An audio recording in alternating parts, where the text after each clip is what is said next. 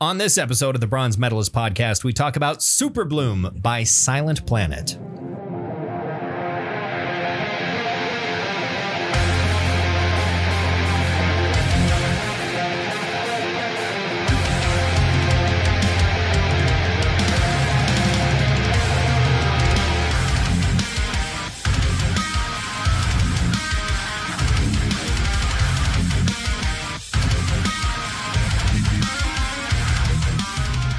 Hi, everyone. Welcome to another episode of the Bronze Medalist Podcast. I'm Kale. I'm OJ. We're two professional broadcasters. Can't you tell? We like metal and we like to talk about it. Indeed. Let's do the whole episode. In this manner. In the most broadcastery voices possible. I don't even sound like that when I'm on the air. Yeah, I don't generally either. I don't think. I don't listen to myself, so I don't know. I think your natural speaking voice is closer to being like broadcastery in general, than mine is. So you don't really have to try super hard. When you try super hard, it becomes comical. Yeah, how broadcastery it is. Your natural voice just is already kind of that level of presence. And it also comes from having done it for a long time, having done it for 70 years. Yeah, because you are 100 years old. I was going to say 88. Yeah, you started doing it when you were 18, and have been doing it ever since. But yeah, I tend to. I don't think probably the most broadcastery I sound is when I'm reading the news, because that's just kind of what people. That just it seems appropriate to sound very official, and it's my neutral voice, where I'm not putting any sort of attitude in it. I'm just reading the news. Here's the facts, people. I don't want you to get any feelings regarding my feelings toward this story. Whatever it is I happen to be saying, unless it's a fun little special interest story about the zoo or something. Yeah, then you can lighten up a bit. Then I can sound like, aw, talking about a little lion cub. Isn't that cute? I start talking like this whenever I'm talking about cute stuff. During the news, it was so weird. Why did he go from talking about a murder in a totally serious voice to talking about a lion cub getting its name like he was a 14-year-old reading young adult fiction on Tumblr or some shit? I think it would be way better if you did it the other way around. With the very serious talking about the lion cub, and the uwu voices for murders. Got murdered. Who's a dead body now? A man got arrested for murder.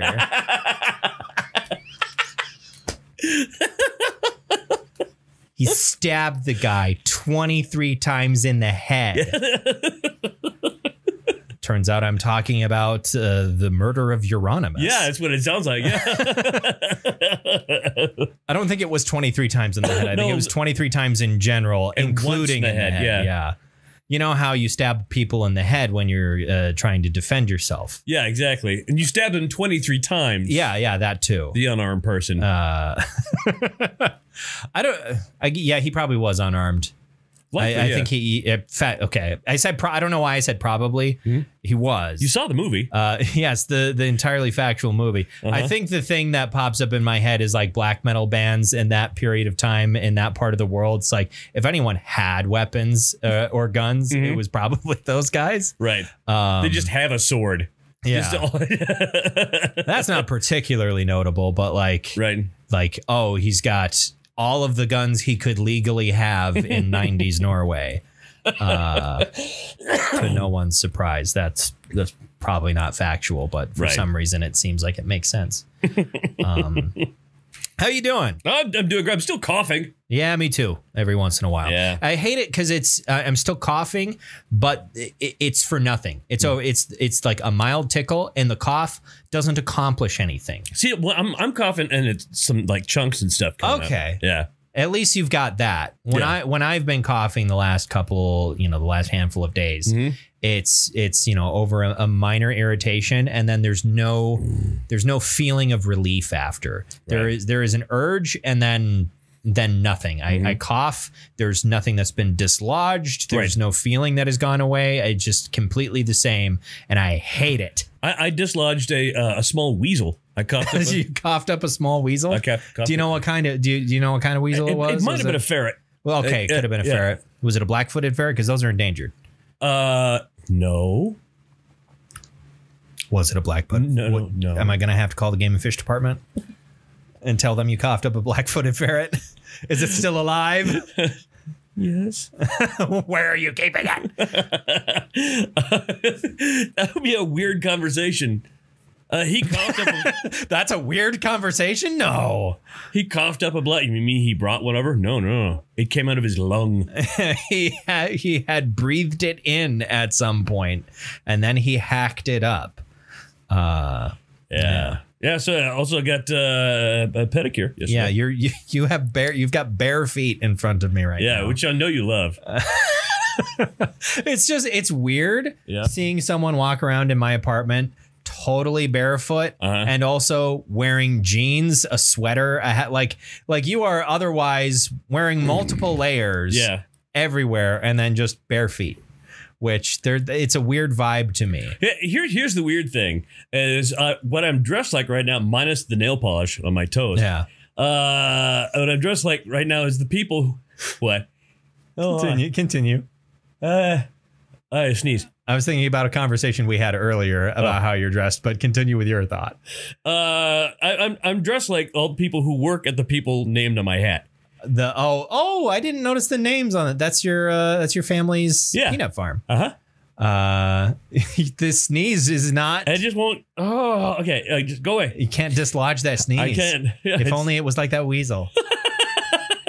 Well, I could just sneeze up a ferret. Yeah. So that would be hard. Nasal passages are pretty narrow. Yeah, they are. I mean, they can fit through any hole, small or larger than their skull, but I don't know. You'd be hard pressed to find a ferret that can fit through your nose. I got a decent sized schnoz. That's true. So do I. So maybe we could. You know what we should do? We should do an experiment.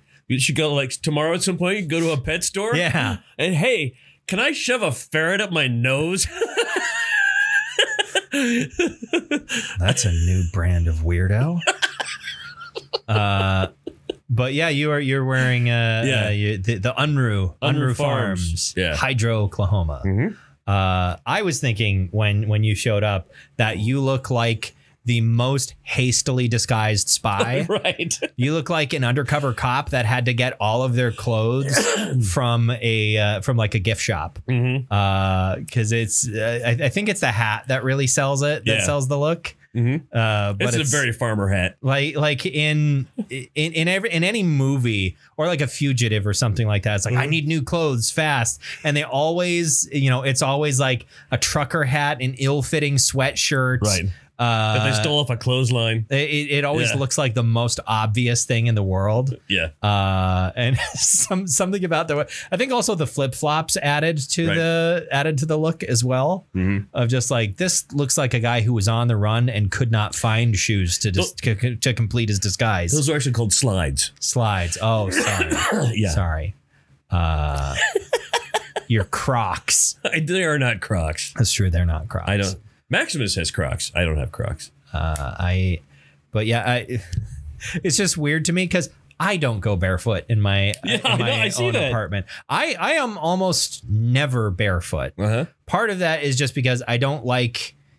I know how gross my own apartment is, and how little I like clean the floors and whatnot, and so I just don't like my feet touching that, and also I have poor circulation in my hands and feet. Oh, really? And so my feet get cold very, very easily. My feet are actually cold right now.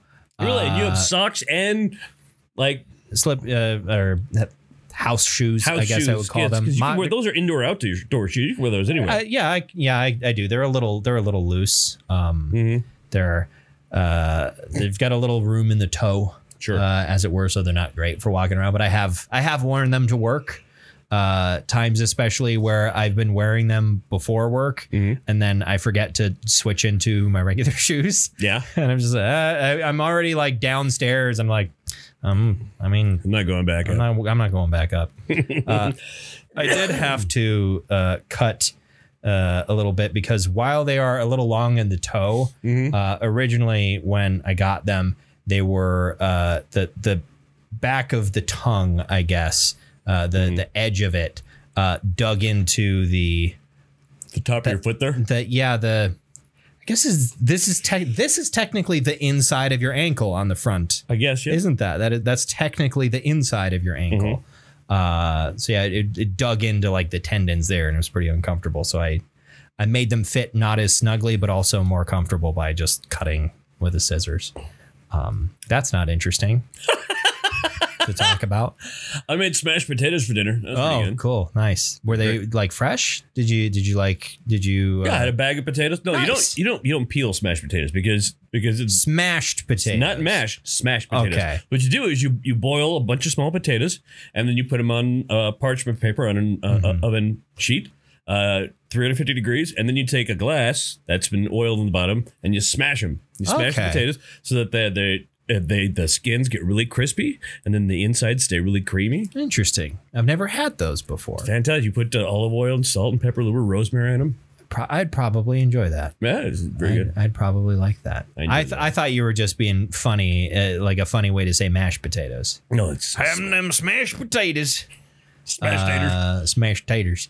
This has been going on for a bit now, but I started listening to a different book series on Audible. Oh, yeah? Because I hit a point with certain Warhammer books where there were plot threads that I was going through with my physical books that I'm reading. Yeah. That were getting picked up on later in the audiobooks that I wanted to listen to, because the difference that has developed there is like I have the physical books to read because those were audiobooks read by a narrator I don't care for. Right. And I was like, I'll just get them physically and then I'll have something to read before I go to bed. Right. Like plot threads that I'm starting in those books are the ones that are now getting picked up in the audiobooks that I could start listening to. And I'm like, I don't want to like be jumping back and forth in time that way. So instead, I started listening to some equally nerdy lore shit, which is the Greg Bear's Forerunner trilogy for the Halo series. If you don't know who Greg Bear is, he's kind of a classic, like old school science fiction author. That started, I think he started selling like stories and whatnot in like the late 60s. Wow. And kept writing all the way up to his death in 2022. But Microsoft and 343 Industries in 2011, after the Halo franchise got handed over to 343 from Bungie, they wanted like a trilogy of books to like set up the villain of Halo 4 and to like flesh out the lore of the Forerunners, who are the ancient, now extinct species of aliens that built the Halo rings. Right. And so they're like, hey, we could pay like a really well-known or a well-regarded, at least, science fiction author who's familiar with this kind of stuff. We could have one of those guys do that. And it ultimately boiled down to, hey, Greg, can you write us a story about this character that's going to come up in our game, just to set him up? Here's the lore that we already have and some elements that we want. And Greg went, all right, cool. And he wrote 3 incredibly dense, like Dune level science fiction novels. They like, for a franchise like Halo, which is kind of has always been like military science fiction. You're the Master Chief. You're going to shoot some aliens. And it's always had this like element of a time abyss in the background of like these incredibly ancient beings who built these ridiculously powerful machines and weapons, but they're extinct. What happened to them? Touching on some Isaac Asimov type concepts of like sufficiently advanced technology being indistinguishable. No, that's Arthur Clarke, isn't it? Right. Arthur C. Clarke. Sufficiently advanced technology being indistinguishable from magic, yada, yada, yada. And then also having like some cosmic horror in the background as well with the Flood, which is in the games, you fight them sort of like these really freaky parasitic zombie type things. The Forerunner trilogy goes so far into the like Arthur C. Clarke level stuff and so deep into the cosmic horror stuff, and it's there's very little action in all three of them. Really? Again, considering these are Halo books, right? They are very much like mystery and like not hard science fiction, because you're talking about technology that's so ludicrously advanced that there's no real scientific basis for them, because there can't be. But it's written the way that an old school hard high concept science fiction would be. So there's not a lot of green guy in power armor shoots aliens. There's a lot of really heady concepts, and I'm enjoying the hell out of them. I'm on the third one now. And it's a plot thread that sort of gets picked up by some other authors a little bit later on, with a few other books, including one that came out a couple of weeks ago that people really like, that wraps up the story arc of one of the characters that's mentioned, or that is featured throughout the Forerunner trilogy, and then is the villain of Halo 4. Gotcha. And then sort of disappears from the series after that, because 343 cannot keep any kind of narrative consistency in their games. Because anytime anyone gives them any sort of backlash at all, they're like, well, now for something completely different. We're not going to pay off any of the plot threads we set up in this game because a couple people said they didn't like it. Like each one of their three main games that they have made has had a new villain and a story that doesn't pick up on hardly any of the plot threads that were set up in the previous ones. And so all three of them feel like almost entirely unrelated to each other. And I fucking hate it. You know, I went when I was a teenager. We had one of them Nintendos. And then when the PlayStation came out, I got me a PlayStation. I haven't ever played Halo. Well, that's because you had a PlayStation. That's what I'm saying. Yeah, I had a PlayStation, and why are you saying it like that? Never had an Xbox. So the peanut hat on your head is making you sound like Jimmy Carter. Have one of them PlayStations. I got a PlayStation. Yeah, no, it's I mean, it's probably one of my favorite. I mean, it's definitely one of my favorite game series. I as far as a series go, like if I had to rank, like there are plenty of individual games that I like more than any particular Halo game. But if I had to rank like series that I really like, long running, franchises, that would probably be my favorite game franchise. Right. But there's not a lot of other entire franchises I played, honestly. Right. I mean, since I had a PlayStation, you can probably guess what my favorite game series. God of War. Yeah, of course. Yeah. Why wouldn't it be? They're fantastic games. Yes. Yeah. I got a Xbox 360 when I was like 14, and the entire reason that I wanted an Xbox was so I could play Halo. Because I had some friends who had played it, and I started seeing this was the birth of YouTube, and I had started to see videos about the games and whatnot. And I was like, that sounds really cool. I think before I read the first 3 Eric Nyland books before I played any of the games. Yeah. And then my parents, we got Halo 1 on PC, which we did, even for a game that was at that point already 6 years old. The computer we had at the time was not equipped to run that. Oh, wow. Ow, God, I need to clip your nails, Zima. Jesus. Little daggers. But yeah, it was not equipped to run that. And so I finally I wore my parents down enough for them to get me an Xbox, and it was Halo after that. But yeah, it's a franchise that I adore, that has frustrated me. At this point, there's a notion that I've come across online multiple times from people who are, I guess, kind of like me, who are really into like, oh, you know, the expanded lore of things that you enjoy, whether it's Warhammer, it's Halo, or whatever, you know, anything like that. There are people who have said like Halo is a fantastic book series that happens to have a series of games attached to it. And I kind of agree with that.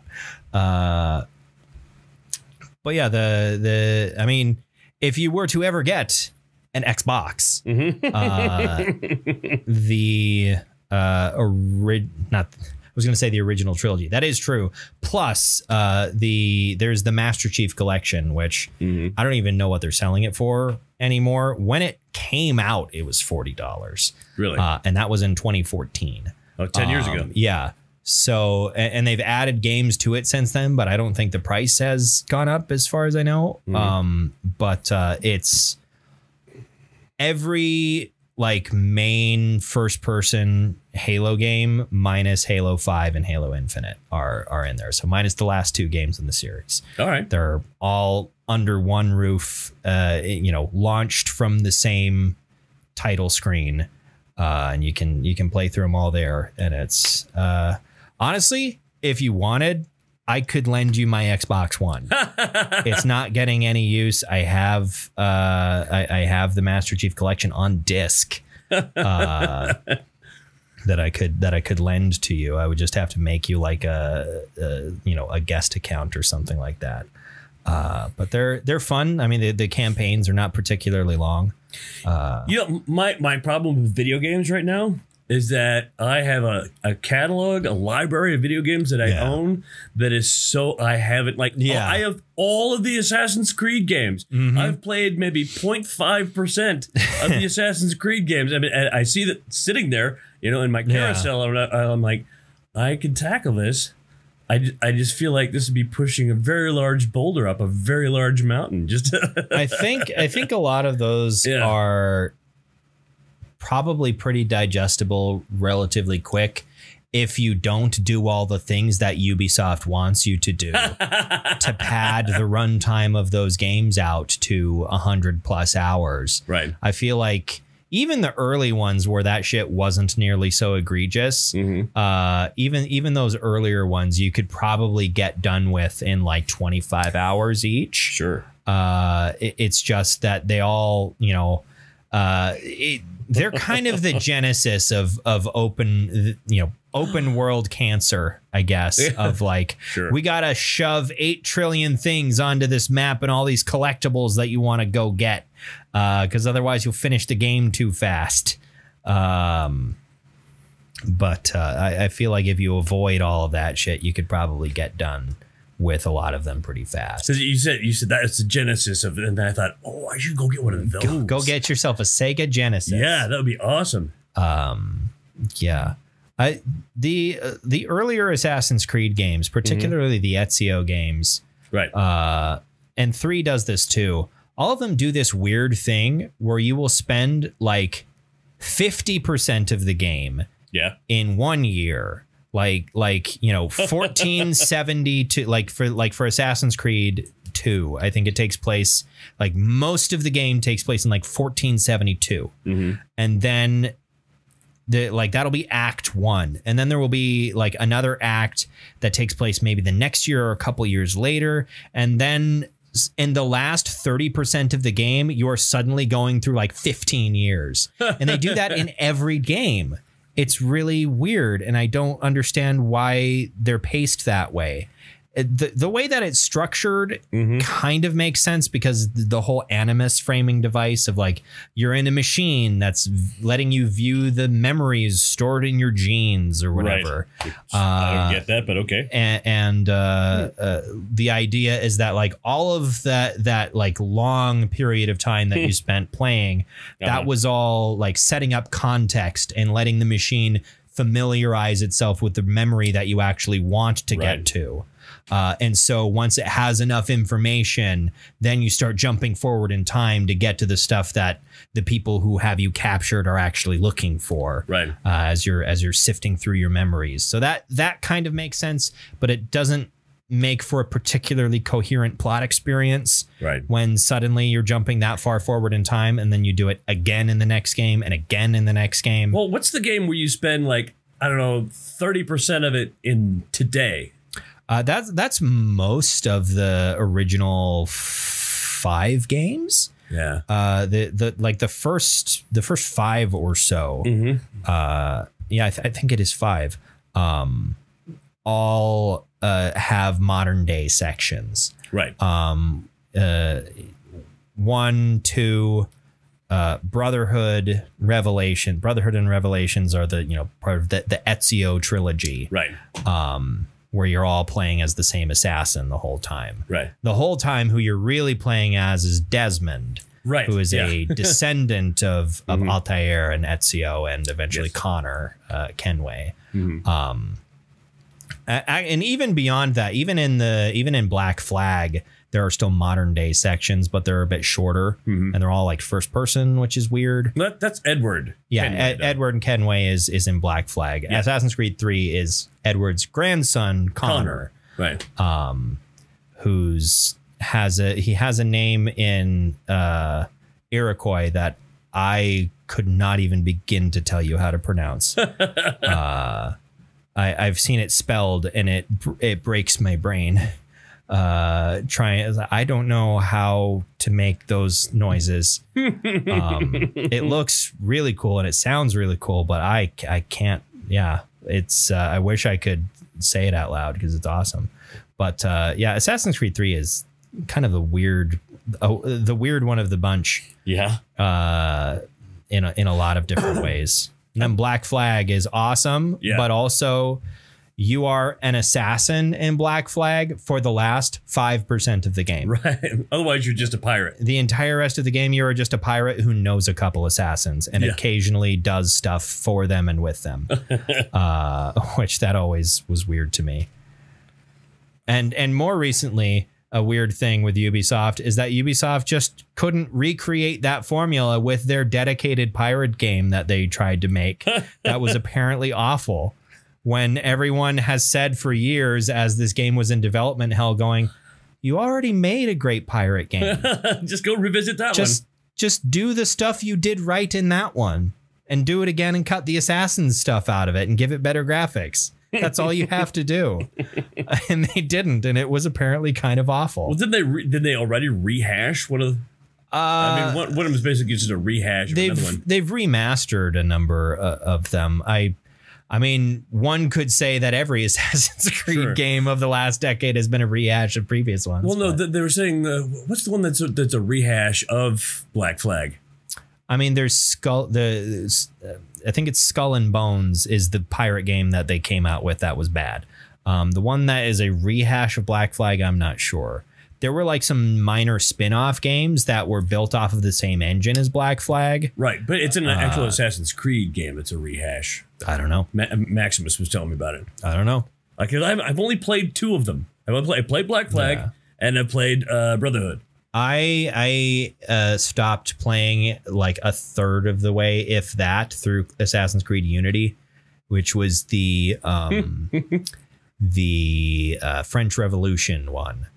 I really liked the main character. I thought he was very charming, and then like nothing was happening in the plot, and there was tons of technical issues, and I just went, I'm done. I'm not interested. Radun Hagado. That's Connor's Iroquois name. Radun Hagado. Yeah, I can't. Did you see how you saw how it's spelled? I saw how it's spelled, yeah, but I looked. It's also like very helpful pronunciation guide. Yeah. It's hard. Yeah. I forget. I didn't I think that was when I realized like I didn't know much about like Iroquois or like Native Americans in that part of the country in general. Sure. No, we know Native Americans here. Yeah. But I had no idea that their names or their language was like that. And I was like, that's awesome. I mean, there were literally thousands of languages. Yeah. So many. Yeah. Incredibly linguistically dense. And it makes me sad that a lot of that has passed away through time, and other things. Right. I mean, before, like, people from like across the ocean came here. It was before white people showed up. Yeah. The planet here was a little more silent. It was I see what you're trying to do. A segue, good sir. We're going to talk about Silent Planet now. So Silent Planet is an American metalcore band from California, specifically. Give me a second. I don't remember where they're actually from. They are from Azusa, California. All right. Southern California there. That's the Fire Lord's daughter. Yep. Yeah. But yeah, they've been making music for a while. They are probably my favorite metalcore band. Yeah. Have been for a very long time. I have a hat that I wear. Don't you have a hoodie? I do have a hoodie, but I haven't worn it in a very long time. Right. That one is now 2 hoodies in the past. Right. I actually did it. I think it's still around here somewhere. Yeah, but it's more of a keepsake than a hoodie. Yeah. That one. That one I just kept around because it's I don't know. I have a sentimental attachment. Sure. To my hoodies in particular, but they're one of my favorite bands, period. And this album kind of snuck up on me a little bit. I wasn't quite keeping track of them all too much, and then one day I was like, oh, I wonder if Silent Planet is, oh shit, there's a new album. I don't think it was too long after this had come out in November, but it's kind of been a little bit on the back burner since then because I knew I wanted to talk about it, but November is also right before we start our long grind of theme months. Right. Death metal December, black metal January, female February, non-metal March. So there was a long period of time where I was like, well, I don't want to burn myself out on this album before we go and talk about it. I want it to feel a little fresh. Are you glad? I am. I am glad. Like, I listened to it plenty when it came out, and I've gone back to it a little bit every now and then, since that time. But I'm glad that I kept it relatively fresh and didn't make myself sick of it, because this is really good. It's a little different than they've been developing towards this style for a couple albums now, right? Slowly incorporating more and more like electronic elements as time has gone on, and this is definitely the most electronic heavy album that they have made so far. It also might be their heaviest album they've made so far, period. Well, I think if you're going to do that, I think you as a group have to get, if you are a metalcore band or a metal anything band and you're going to add more electronic elements, you better turn up that rack. Yeah, compensate in some other ways a little bit. Yeah. Or lean all the way into the electronic element. Right. It's definitely like more of a, I don't know if dark electronic is a genre, but it's not like it's not, happy bouncy club electronic music. It's more on the industrial side. Hey, have you heard Silent Planet's new EDM album? It's definitely, I think they've started leaning more and more industrial in their sound over the last couple of albums, and this is so far the furthest extent of it. Yeah, with the opening few minutes of this album, I wasn't sure what did they go completely experimental on this? What the hell? When it comes to metalcore bands of their generation, I guess I feel like they've always been kind of among the what I perceive at least to be the fairly small number of groups who are really interested in like playing with the genre and adding in more elements and making things different and weird. There are a lot of like progressive metalcore bands out there. I mean, we talked about Era just a little bit ago, and those bands have already always put in a little bit of electronic stuff or maybe an industrial sound or that sort of thing, and on top of progressive song structures. Silent Planet has always felt to me like they are a couple steps off from whatever the norm of the genre is at the time. I think there are a lot of bands that are going in this direction. We're both big fans of oh no, I can't Oh God, it's Spirit Box. Oh sure, yeah. I love Spirit Box. They're not too far off the mark for this kind of music either. Probably lean a little bit more close to like new metal or that sort of thing that Silent Planet does. But yeah, this album is. So a lot of their other albums have had like a relatively clear concept. I don't think there is like any single unifying concept of this album, the way that some previous ones have had. It just sort of continues. And I think the album before this, which was Iridescent, was like this as well, where it didn't have a single unifying album. It was just like, they're going to write about whatever they want to write about, which most of the time is, writing about politics or they get kind of religious here a little bit. I mean, they've always been. Sure. They are, at least in theory, a Christian metalcore band, but they are very much one of those bands that does not make their religion a core part of their music. It is just a songwriting element, right? Just like our mutual friend Tim he says, yeah, we are a Christian rock band, but in the sense that we are a rock band comprised of Christians. As far especially when you're writing like music like this, religious imagery and lyrics is just so incredibly evocative anyway, right? Like, I feel like there are plenty of bands out there and artists people who are not religious that use a lot of religious themes and imagery in their art anyway, because it's very evocative. It's not universal, but it's close to it. Most people, the vast majority of people out there have at least some experience of religion, regardless of what your experience of religion is. That means you're going to have some kind of reaction to the art that includes it. Right. And if you're an artist, people having some kind of emotional reaction to what you make is the fucking point. Right.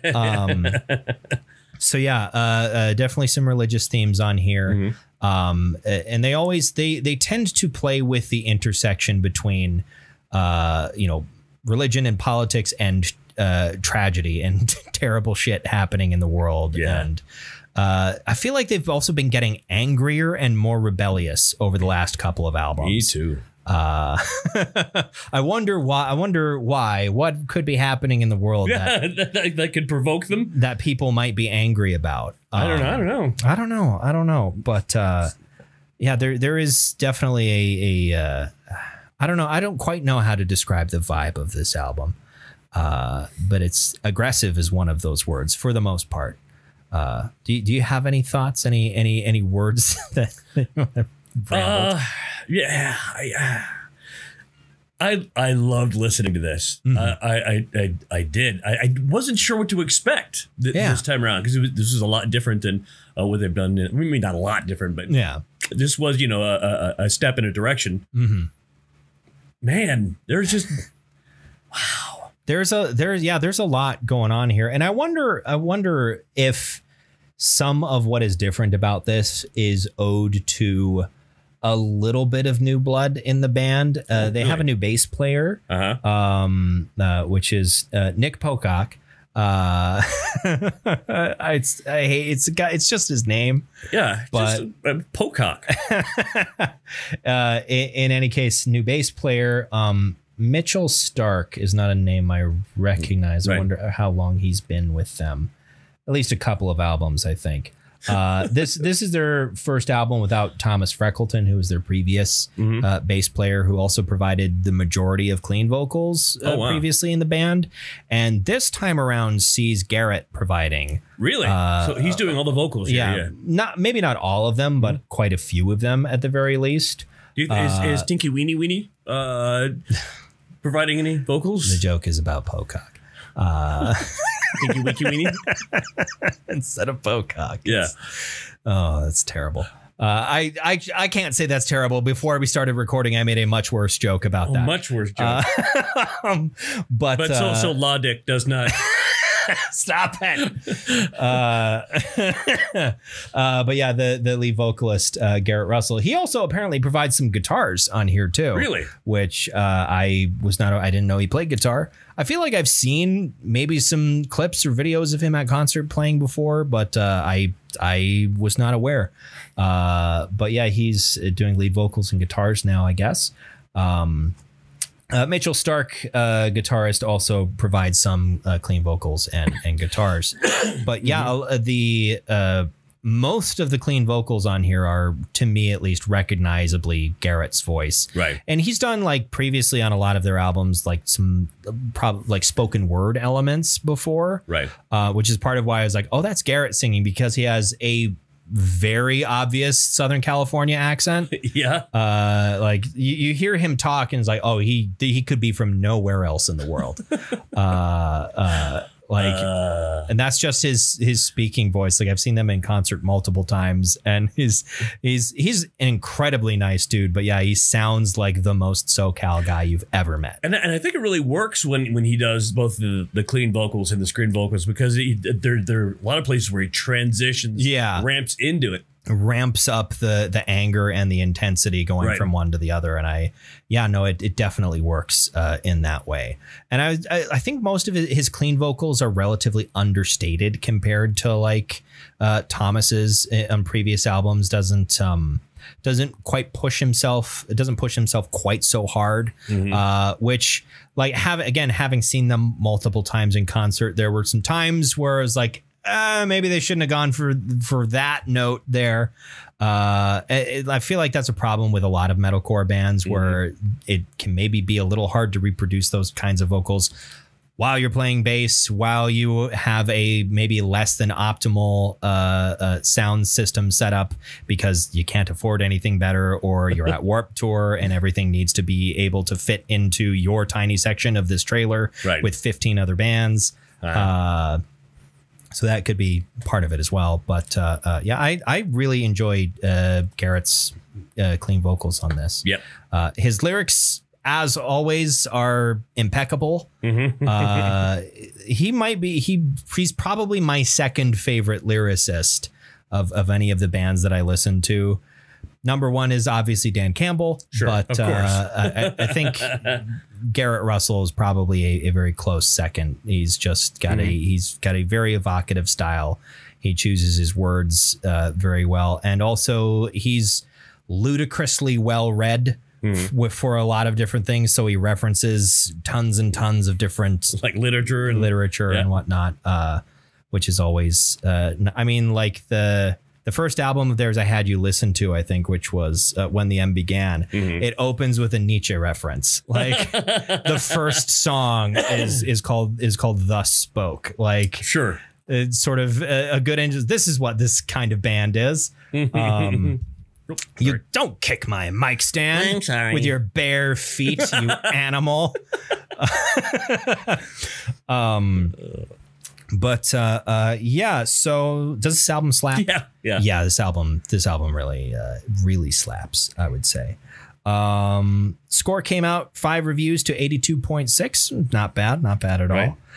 What's your favorite song on this album? Okay, it's because you had a hard time deciding, and so did I. Yeah, I mean, it's because I can see why I'd be in the mood for one, but maybe not quite in the mood for the other, but and vice versa. I really love Collider. Yeah, and I really love the title cut, the final track. Yeah, we were on the exact same wavelength. Yeah. No, I'm definitely with you on there.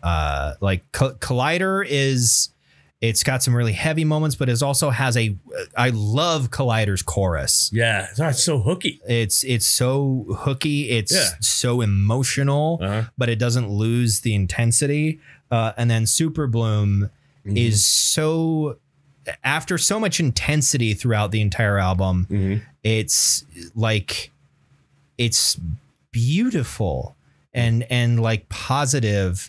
And it just feels like a weight gets lifted off your shoulders, and then it sort of ramps up to this crescendo. It's transcendent. And I I adore that song as well. I'm 100% with you on being unable to choose between those two. Some other honorable mentions for me, at least. I really like the song Dreamwalker. Yeah. Antimatter as well. I'm also a big fan of. And then the Overgrowth and Nexus. I'm also very, very fond of. I'm trying to remember. I think it was Nexus in particular. The whole song is like a reprise of lyrics and themes from their second album, which that's something they do a lot as well, where they do callbacks to previous albums of theirs. And so the first time I heard Nexus, I was like, oh, fuck. It's just, I don't know why. It's like a cheat code for me whenever bands where like, if I'm familiar with their previous work, whenever they like heavily reference their previous stuff, for some reason, that makes my brain real happy. I'm like, oh, that's great. I love that. And that happens in the Wonder Years a lot, too, where Dan will make some sort of passing reference to a previous song of theirs or just a straight up sequel like Cardinals 2 on their most recent album. I mean, so many things on that album had me sobbing, but the moment I realized the twist of that song, it destroyed me the first time I listened to it. So yeah, that definitely gets me. I love hearing callbacks to previous work, right? Because they're like, hey, we like that too. Yeah. But what medal would you bestow upon Superbloom like Maz Kanata to Chewbacca? I bandied it about, and I realized maybe if I go back and listen to it again, I'll. It's one of those. Yeah, no, this is definitely a gold for me. Yeah, definitely a gold for me. Well, that's it for Superbloom by Silent Planet. Yeah, I really like this album. Yeah, I this was one of those situations where I think I've grown to like it a lot more than I did when I listened to it the first time. The first time I was like, oh, I like this, but I don't know if I like it as much as some of their previous works. I kind of had that same experience with Iridescent as well, where both of them, like, it's clear they're starting to go in a direction that I was unsure about. And then the more I listened to them, the more I'm like, oh no, they're doing this really well. And it's all the same stuff with a slightly new coat of paint on it. Right. And it's all the same bones that I love. And I have grown to appreciate it a lot. I think like before this, I would probably say like When the End Began was my favorite of their albums. But this is closing in on that territory. It's like they're improving upon themselves. Yeah. And I love to see that. I love to see bands continue to improve themselves as musicians, as songwriters, and also as people who are making things for people, and people going like, we like this. You've improved, you've made it different, you've developed, and also we like it. Like having everyone seemingly be happy. You like to see it. I don't know. What do you want to talk about next week? I was going to pull you out of your comfort zone. Oh, no. But I like being in there. It's where I'm comfortable. I can't remember. Have I had you listen to Sehnsucht yet? No, because what did you say? Sehnsucht. What is that? It's a German word. It means like longing.